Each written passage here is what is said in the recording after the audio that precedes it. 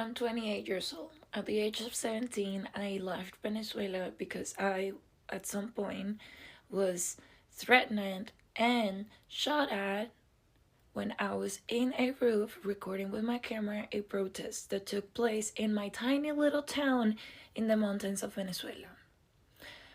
During that time, it felt like my town was a war zone.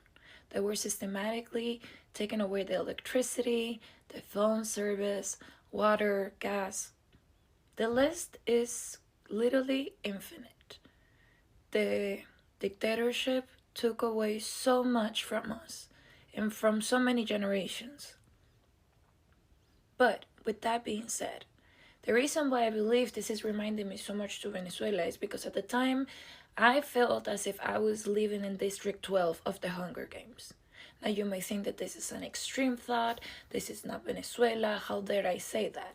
Well, as somebody has experienced dictatorship and has seen it growing up for 17 years, me seeing this happening so quickly here in the United States, it's incredibly alarming.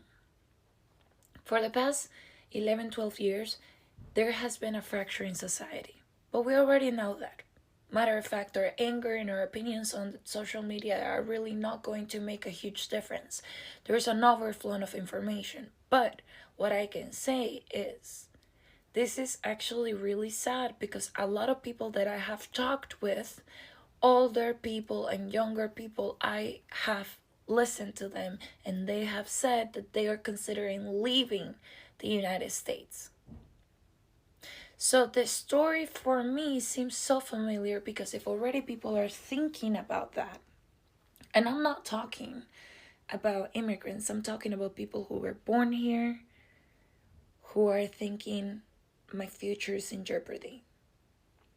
And that feeling, I know it very well because I am one of those people that fled a country because freedom of speech was not existent.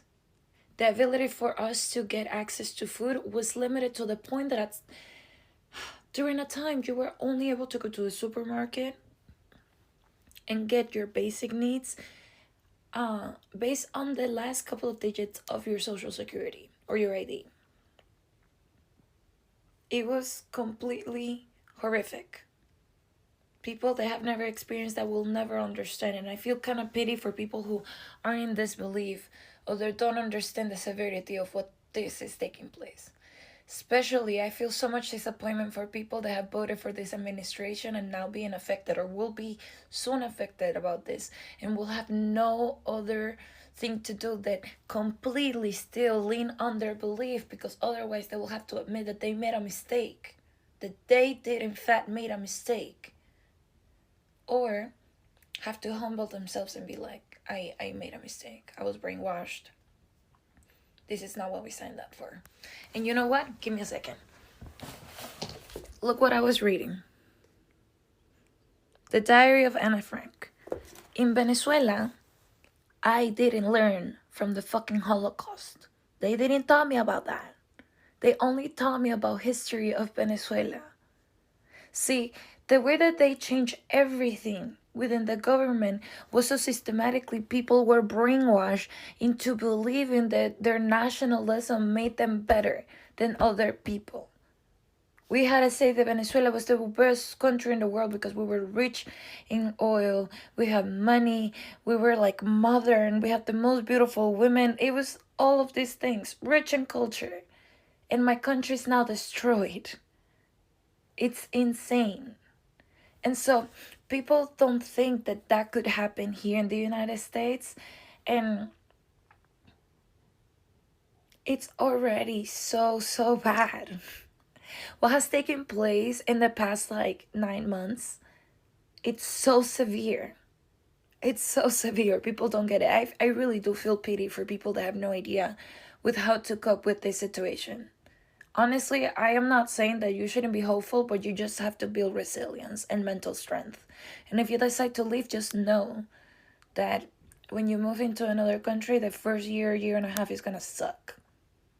Because you have to adapt to the culture, to the language, and perhaps getting jobs that you would have not gotten in the past in your country because you do have a higher education or skills. But when you are a small fish in a new tank, in a big tank, it doesn't matter where you come from. You have to become a new person. And I believe that even if you don't leave the country, this is now the time to start a revolution that not only is on the streets, but in everybody's people's hearts and minds. Because it not only takes like politicians to follow through with like what they're saying, what they're promising, but it's also like the education, the mindset. We're already dealing with a lot of corruption. Do you think there is going to be a go back for that? No, my friend. Education, morals within everybody's heads have to be on fucking point for us to actually make this country better, because what has taken place has fucking ruined the country. From the root, from people's hearts. This kind of reminded me to the K-pop Demon Hunters. Bro, we need some positivity in this world. We really need to fight for education, for good information, for people to understand that, like, oh my god, I'm not even gonna get into this. I'm getting a headache. Thank you for listening if you listen.